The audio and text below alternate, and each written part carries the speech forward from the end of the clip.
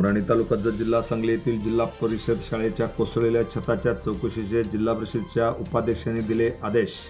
उमराणी तालुका जत जिल्हा सांगली येथील जिल्हा परिषद मराठी शाळेचे छत रविवारी कोसळले होते।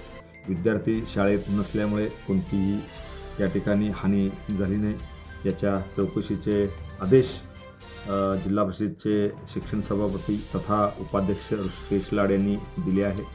जिल्हा परिषदेचे उपाध्यक्ष तथा शिक्षण सभापती ऋषिकेश लाड यांच्या अध्यक्षतेखाली शिक्षण समितीची बैठक काल झाली। या बैठकीत सदस्यांनी उमराणी येथे प्राथमिक शाळेच्या छताचे प्लास्टर कोसळल्याबद्दल जाब विचारला होता। रविवार सुट्टीचा दिवस असल्याने जीवितहानी टळली, परंतु या बांधकामाची जबाबदारी कोणाची याची चौकशी झाली पाहिजे अशी मागणी सदस्यांनी केली। याबाबत चौकशीचे आदेश दिले असून चौकशी करून अहवाल तात्काळ देण्याचे आदेश जिल्हा परिषदेचे उपाध्यक्ष लाड यांनी दिले असून यामुळे कॉन्ट्रॅक्टरचे धाबे मात्र चांगलेच दणाणलेले आहे।